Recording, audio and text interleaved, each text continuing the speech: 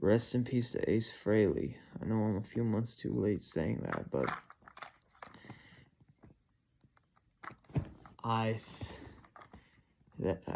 but today we will be reviewing an album that he didn't play on, but his former band did. We're talking Kiss Crazy Nights. I have this cassette tape. I've had it since last January. I've listened to it so much that I don't need to listen to it again. I used to sing very frequently. It's pretty much pop metal. It's them trying to be Bon Jovi, Foreigner, those types of bands. Start off with Crazy Nights, which is a pretty joyful song. No. It's whatever. Next is the best song on here. I'll Fight Hell to Hold You. I'll fight hell to hold you. Like Bruce Kulick's playing is top notch. Like Paul Stanley wrote some of the best songs on here, I gotta say. I mean, these are crazy nights.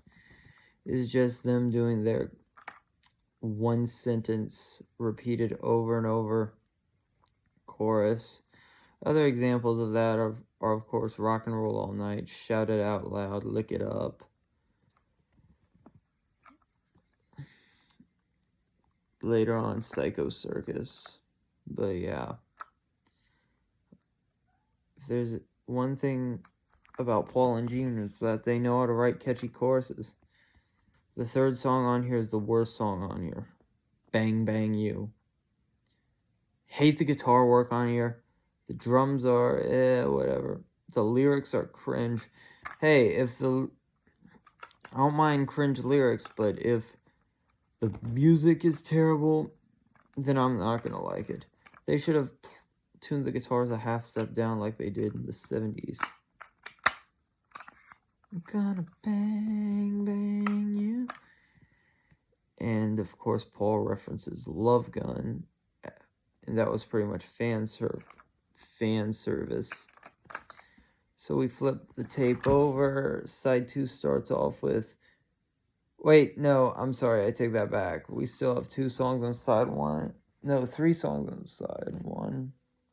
Next is our introduction to Gene Simmons on this album. No. It's whatever. Starts off with Bruce doing an Eddie Van Halen impression. I mean, Gene's vocals are alright. No. Don't say you won't if you will. No. Don't say you've had your thrill. No. The next song is a better Gene song, in my opinion.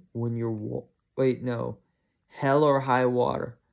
Here I am, all alone. But yeah, Gene sings he sings more of a ballad style, but the guitars are still... Come hell or high water, I'm gonna love. Come hell or high water. And then side 1 ends with another favorite of mine off this album, My Way. It's another Paul song. It's very synth heavy.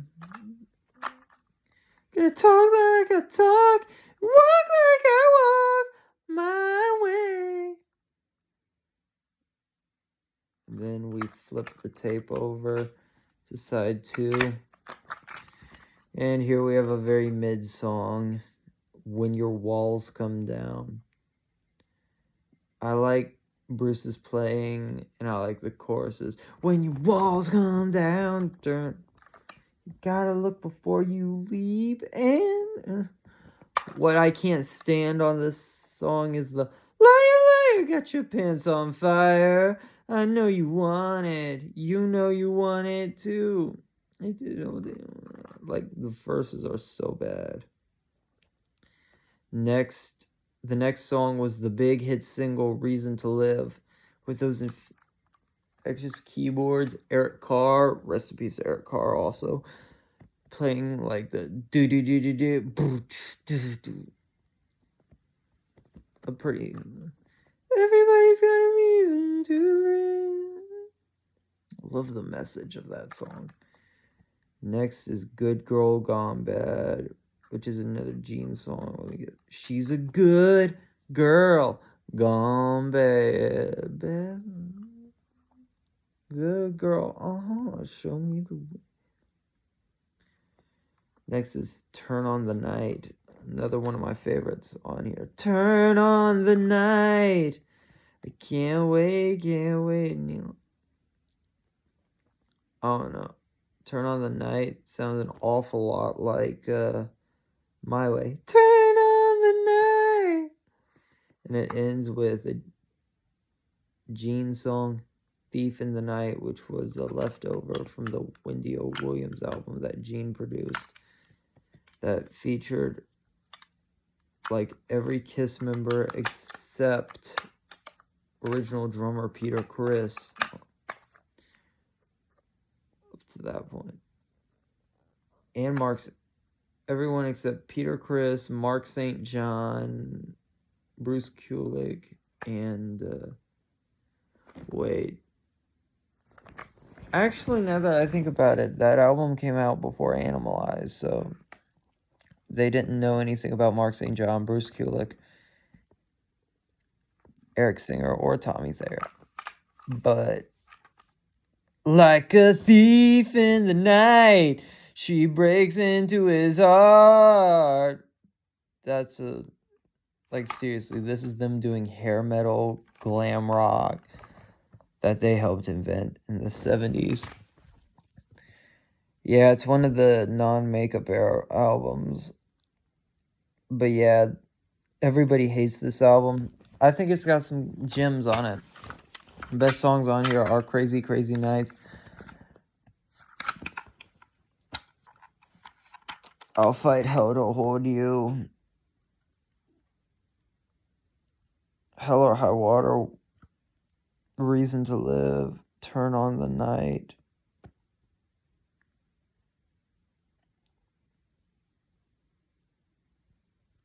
But yeah, the singles on here were Crazy Crazy Nights, Reason to Live, and Turn on the Night.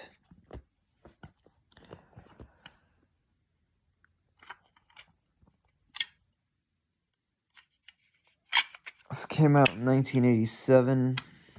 Oh, man.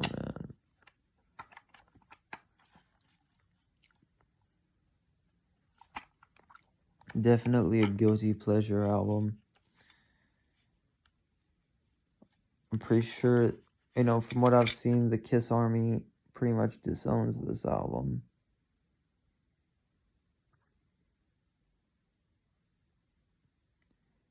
It's an underrated gem. Like, seriously. Whenever y'all get a chance, go listen to Crazy Nights.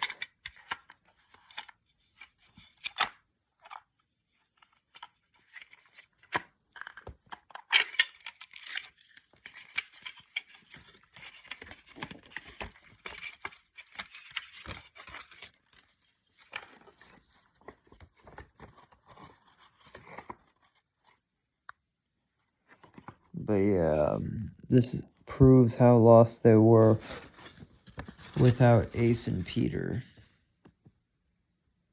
Gene wanted to be a movie star. If you ask me, Paul wrote most of the better songs on here. He just wrote 2 duds. Those being Bang Bang You and When Your Walls Come Down. But everything else is pretty much a masterpiece.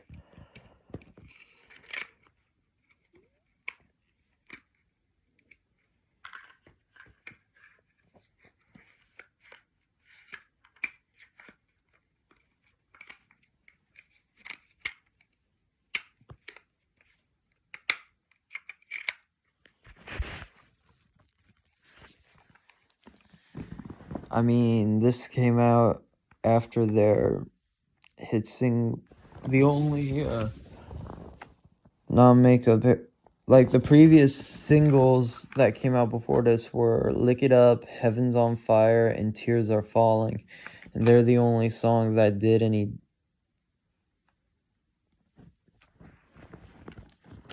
charting. This is the 4th non-makeup album, 2nd with Bruce as a full-time member. But if we're being honest with ourselves, this ain't Kiss. It's the Paul and Gene show. Like, seriously. They were just doing... I mean... I'm surprised they didn't play any of these songs on the End of the Road tour. I know they played Crazy Crazy Nights on the Sonic Boom tour and the Hot in the Shade tour.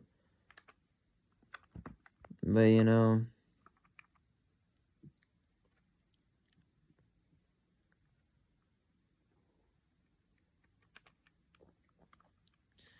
I wonder how they would have... For the... I know they did re-editions of Lick It Up and Heaven's on Fire on the Farewell tour back in 2002. I wonder how Ace and Peter would have played Reason to Live. That would have been interesting. I guess we'll never know. That's a big what if. And I wonder what would have happened if they started playing that on the tours when Eric Singer and Tommy Thayer were wearing the makeup. Because the only non-makeup era songs that carried over were Lick It Up and Heaven's on Fire.